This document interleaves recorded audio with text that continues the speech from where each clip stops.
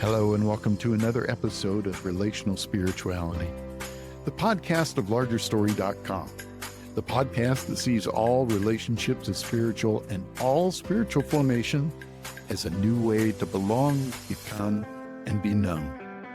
Now here are your hosts, Kep Crabb and Duncan Sprague, as they explore dancing with the Trinity.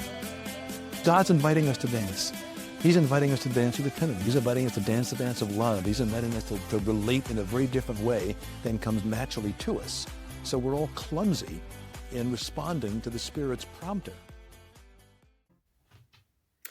Welcome, everyone, to Relational Spirituality, the podcast of Larger Story. I'm your host with our guest host, our co-host, Duncan Sprague as well. I'm Kep Crabb. And we've been talking for the last couple of sessions after our 7 questions series. We've been talking about what does it mean to dance with the Trinity, a phrase that my dad loved to use all the time, and that we're being invited into that party that is the Trinity. And what does it mean to dance and get into the rhythm with the Trinity? Last session, I should say, we talked about what keeps us in the way, keeps us away from having the opportunity to dance with the Trinity.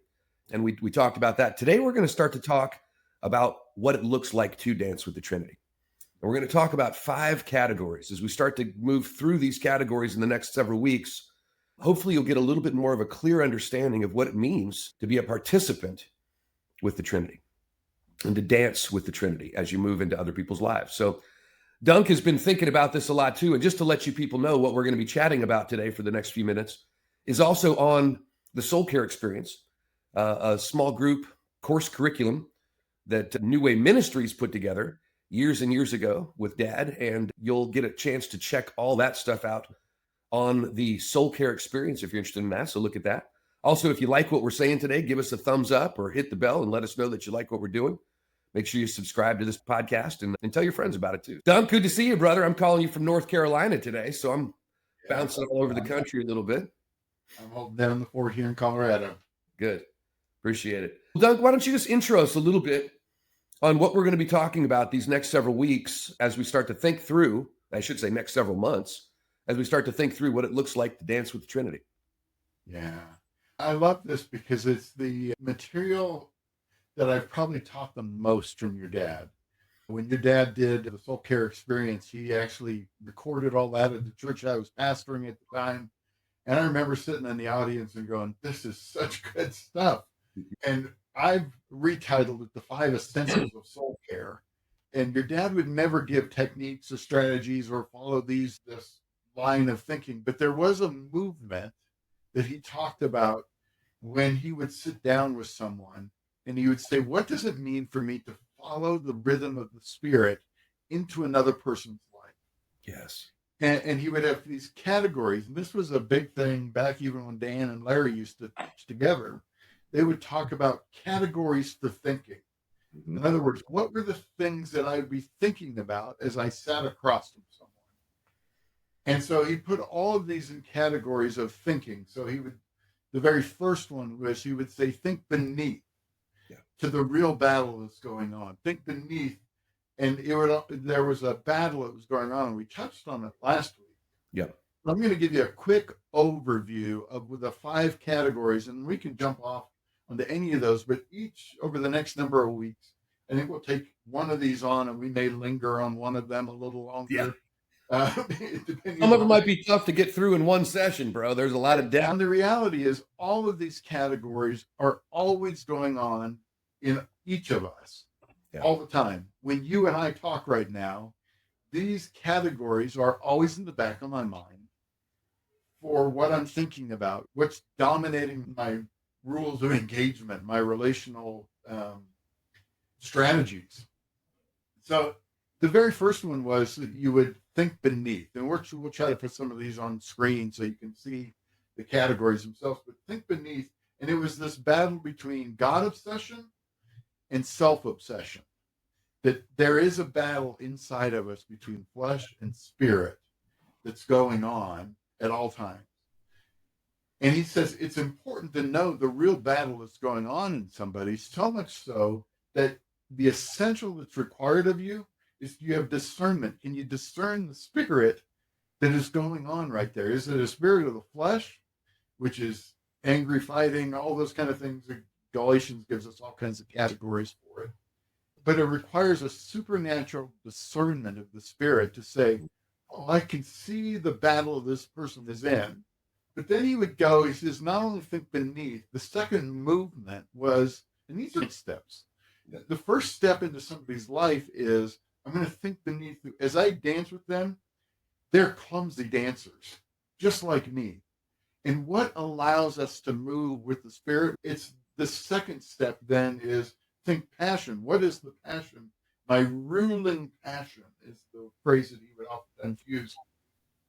And he would say, you have to be as aware not only of the battle that's in them, but the battle that's in you. What's the ruling passion in you? And for that, it was oftentimes the idea that I have things that I want people to think about. There's a ruling passion. I want them to think well of me. I want them to think, your dad would talk about a persona that would oftentimes protect you from seeing the real person. So think passion. The third step was think vision. As you sit across from them, what you join in a conversation that's already going on between the Father, Son, and Spirit. They're already talking about the person you're sitting across from.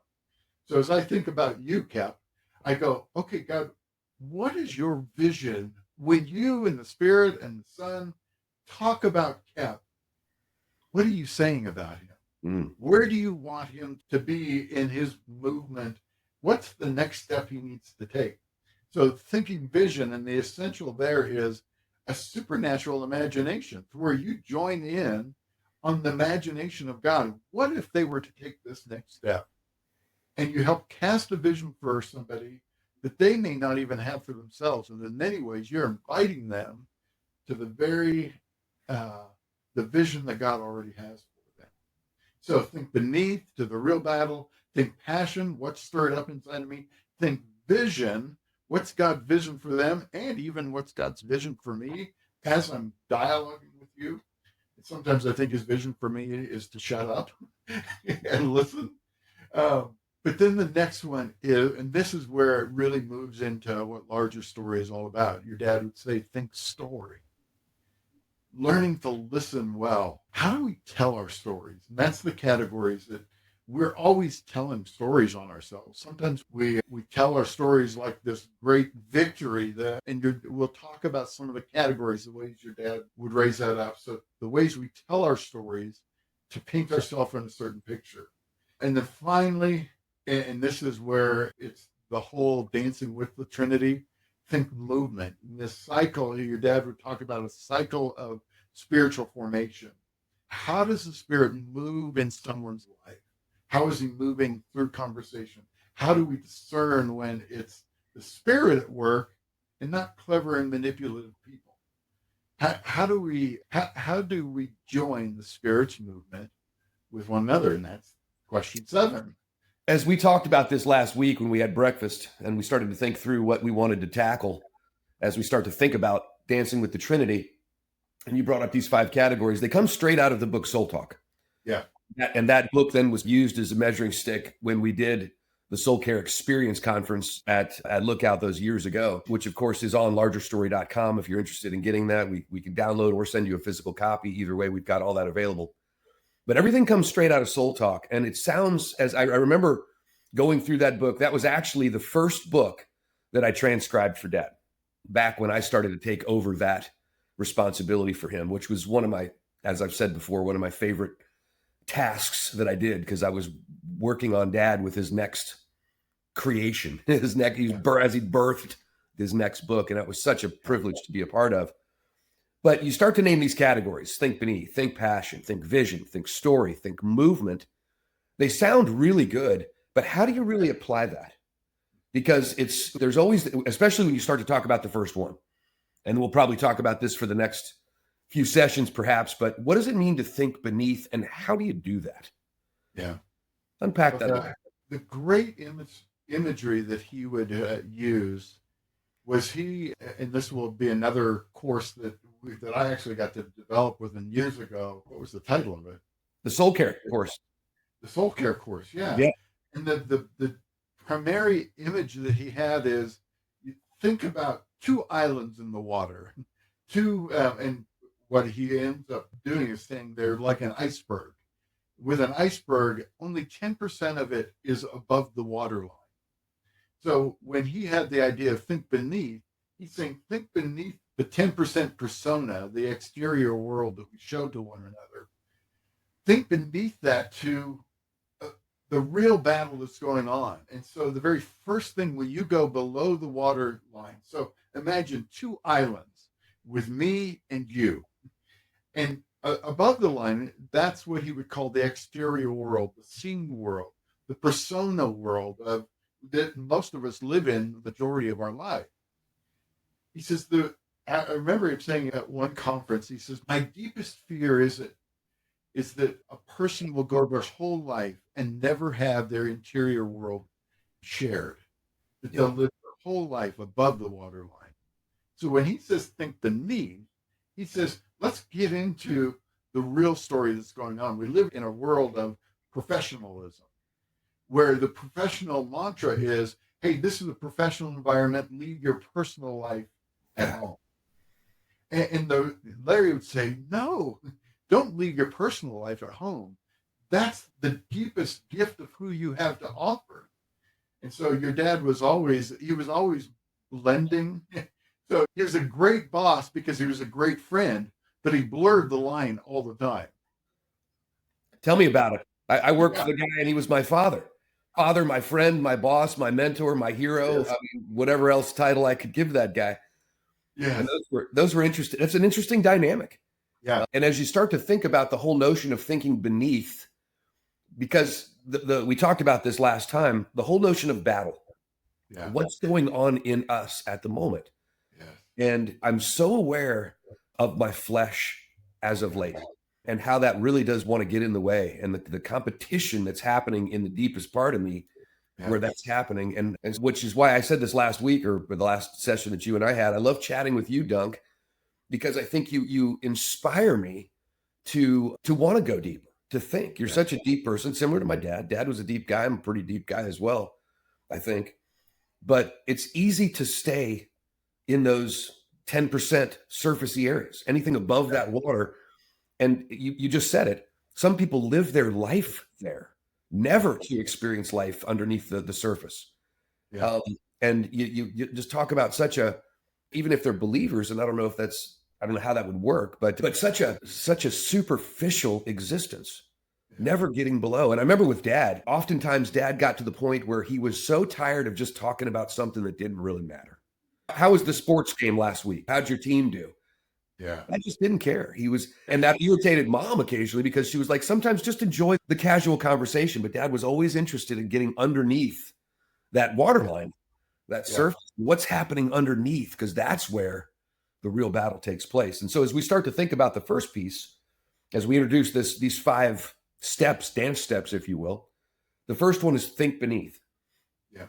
And I think that's the one that really sets the tone for where you go with passion, with vision, with story, with movement. But is that something that makes sense to you? As you start to think beneath what's going on inside of you now, as I'm trying to follow the rhythm of the Spirit into your life. And that's always the dance. It's always about, what am I doing as I'm pushing to others? It's always a dance meant for partners. I think you used the example of kind of a conga line. Yeah. Everybody's in the line going around the pool. By the time the thing goes around once, you've got everybody joining in. And, I got to get in that. They look like they're having so much fun, and dee, dee, dee, dee, dee, dee, and everybody's just dancing around, and everybody's together. And a lot of times they're in sync with the moves they're making. How do we get that in a community relational experience? If the Spirit of God is leading the conga line, where is he moving towards? He's always moving to the marginalized people on the edges. Let's get them, the ones who are the most clumsy dancers. And here's the great thing about the conga line. You don't have to be able to dance well. You can hop around. It's the old bunny hop idea as well, is that to move with the Spirit does not require great coordination. It does require a willingness to jump in the line and maybe even look a little foolish. In Mhm. fact, this was my old Greek professor. His name was Ed Goodrick. And when we were learning the very first day of class, we walked into class and he said, "Today you're going to know that we're going to learn the Greek alphabet, but it's going to be uncomfortable for you to learn it. So everybody stand up and follow me." And he led the Congo line. And at the top of his lungs, he is saying, "Alpha, beta, gamma, delta." And he's at the top of his lungs and he says, "You have to join me." And then he leads the Congo line of Greek students yelling at the top of their lungs through the library, through the office buildings, through the cafeteria. And then when he brings us back about a half hour later, we know the words, but we've all been making fools of ourselves. Together. And that's his whole point. He says, unless you are willing to make a fool of yourself, you will never learn the language because you're going to make all kinds of mistakes along the way. That's, I think, the same thing with joining the Spirit. We are uncoordinated, but we've got a great dance leader who's leading these steps. We don't have to worry about being coordinated. That will come with time of walking with him. But here's the thing. You mentioned it already. When you start to go below the water surface, now you'll talk to anybody who does any water ministry. I've done some in the past in Africa. And there you can go down into the water table and the water is clean there because they don't have all the chemical contaminants and everything that we have. Here we have to drill deeper because what absorbed into the water table was all the chemicals, all the things we're putting on that are washing into the water supply. And that's what the fall has done with us. It's brought a contaminant into right when you go below the water line.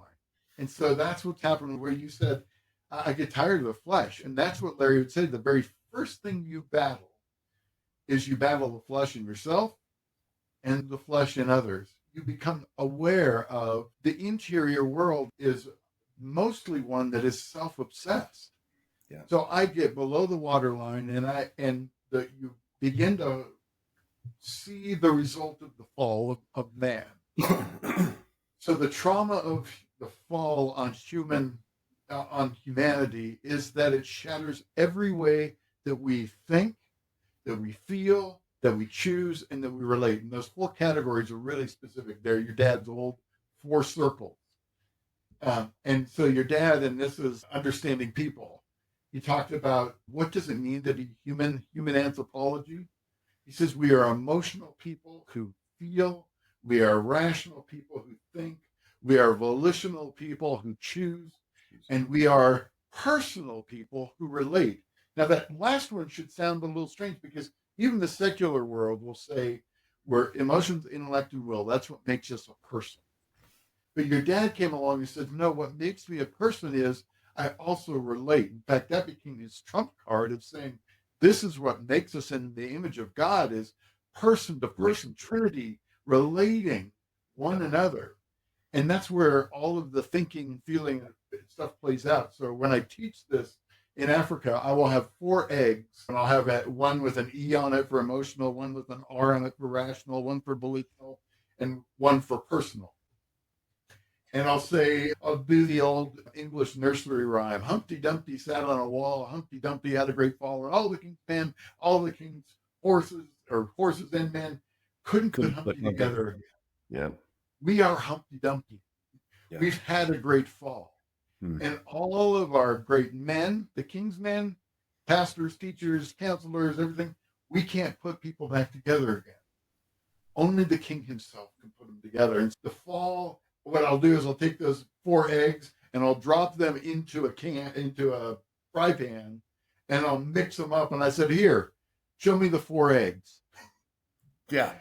And they'll say, I can't distinguish between the emotions and the rations and the volition and the relationships. They all are messed up together. That's what the fall has done.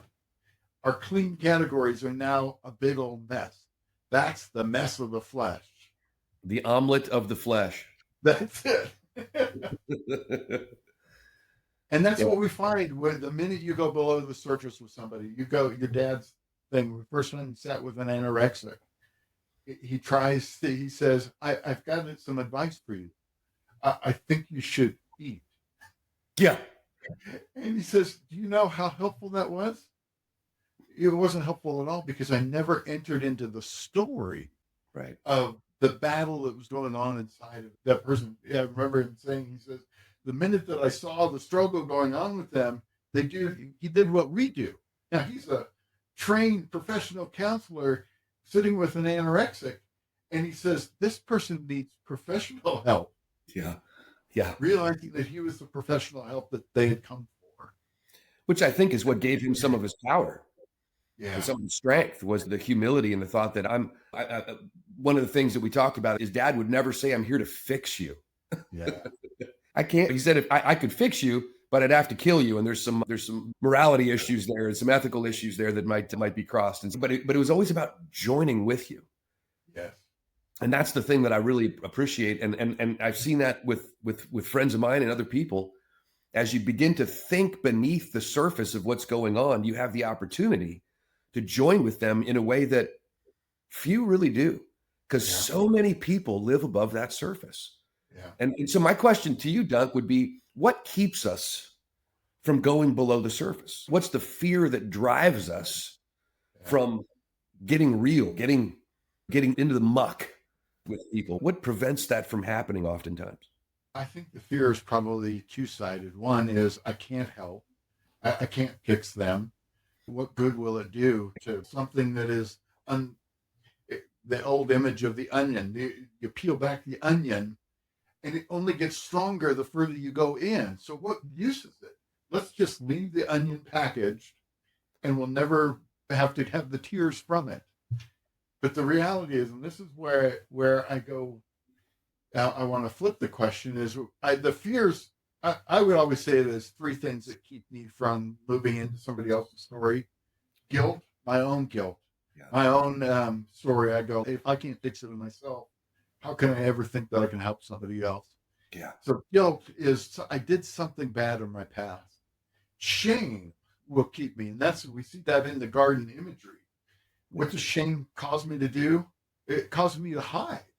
Shame is not looking back. It's looking ahead saying, I not only did something bad, I am something bad. Huh. I carry shame forward. So guilt reaches to the past.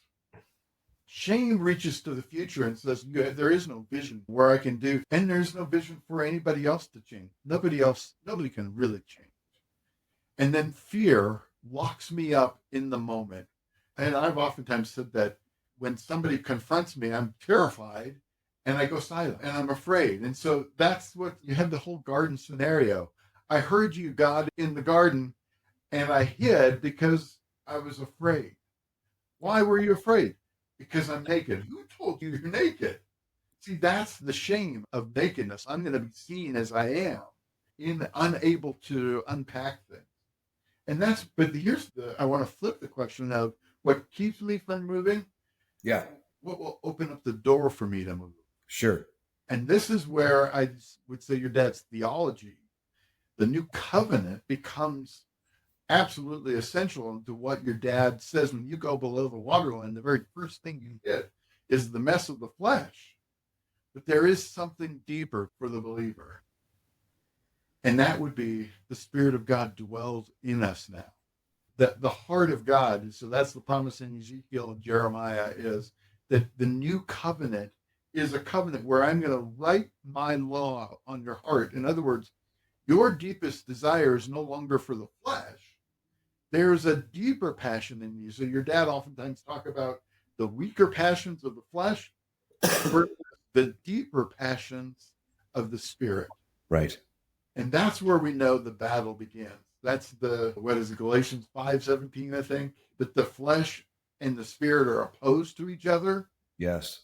And that's the battle that we enter into. When you go below the waterline, you join somebody in their battle against the flesh and the Spirit. You are not the expert coming in saying, I've conquered the flesh, and I'm going to show you how I did it. Put my 5 steps in the order. The reality is Jesus, and I love this and I hate it at the same time, when he says, I find the weeds growing right alongside the weeds. The tares are growing right along the wheat. Let's pull out the tares. Let's pull out the wheat. And he says, no, you'll damage the wheat. He says, no, we're going to leave them side by side. And you go, but that's going to make a crop that's messy. And he says, that's right. In this life, the harvest is coming. Yeah. Where I will separate the wheat from the chaff. And this is the part that I go, when he separates it, that we read in Hebrews 4, that the word of God is living and active, sharper than any two-edged sword, able to divide between soul and spirit, bone and marrow, thought and intent. And you realize, wait a minute, those are all in me, bone and marrow. That's inside of my muscles, my bone structure. Thought from intent, I thought they were the same thing. No, he's going to divide them. Soul from spirit. Wait, what's the difference between a soul and a spirit? Somehow, he's going to divide me from me, the flesh from the spirit. So that happens. But until the harvest happens, until you and I die in this world, the flesh and the spirit are battling all the time. Anyway, I've been talking. Go for it. This is such an intriguing conversation. And because as you start to think about these 5 dance steps, how do we implement them in it? And again, I remember Dad, you just hit on it there, but Dad used to talk so much about what does it mean to release what's deepest in you? Because the flesh is here, and below that is the spirit. The spirit is beneath the flesh in respect to what's deepest in you. And so how do we become in touch with that? Again, going back to some of the 7 questions that we touched on during our last podcast series. And if people want to go back and check out some of those, the final question is, how do we join the spirit in this movement? As the spirit is moving, how do we tag along with the spirit as we're moving into another person? And that's the dance step. So as we start to think through this in these next few weeks and months, as we start to get our minds wrapped around it, I would encourage you all to get a copy of the book Soul Talk and begin to think and start there. You can go to largerstory.com. We've got copies of those. We'd love to send it to you. And then after the series, if you're interested and still interested in what this looks like to dance with the Trinity into the lives of others, that's where I would recommend the Soul Care Experience. If you've got a small group or a community group that you're involved with, these are the kind of things that can allow that to maybe get into a little bit of a different nook, a different area of your soul, a different depth that you're going for. So as we tackle these thoughts, as we think beneath, we think vision, we think passion after we think beneath, then we think vision, then we think story, and then we think movement. Those are the 5 dance steps that we're going to be talking about for these next several weeks and months. And we just appreciate you guys joining us for these podcasts. Dunk, anything else you want to say as we wrap up today? I'll just end with the 5 of what we have to look forward to is, if the fall destroyed the way that, if the fall bent me inwards, made me think about myself first and foremost. And that's Augustine, Luther, both of them talked about the soul curved in at the fall. Right. It's not that I stopped loving, it's that I stopped loving God first and started loving me first. If that's the way that the fall affected us, then the new covenant reoriented us with a new way of feeling about things, a new way of thinking. Again, remember, we're transformed by the renewing of our minds. There's a whole new way of thinking, a new way of choosing when we're in the middle of the battle. When I'm in a contentious battle with my wife over whatever, how do you squeeze the toothpaste? That was one of our first battles. At some point, I can choose differently because the Spirit of God lives in me. And finally, that there is a new way of relating. And that's the whole reason why your dad had New Way Ministries. Is there's a new way of dancing with the Spirit that's possible because by living in the Spirit. So the battle is real, flesh, spirit, but there is a new way of feeling, thinking, choosing, and relating because the Spirit dwells in us. We're no longer bound by the old way of the covenant, but now free to live in the new way of the Spirit. Guys, thanks for joining us today on relational spirituality. Duncan and I will continue to tackle this and continue to think about it Again, if you have any questions or thoughts, go to hello@largerstory.com and you can communicate with us there. We're grateful that you joined us for this time. Dunk, it's good to see you, my brother. Have a great week, and I'll see you in a week when I get back into town. But y'all have a great day, and we'll talk to you soon. Thanks so much. If you like what you heard today, hit the like button just below. Then come back by subscribing to our podcast channel. For more resources on relational spirituality, go to our website at largerstory.com.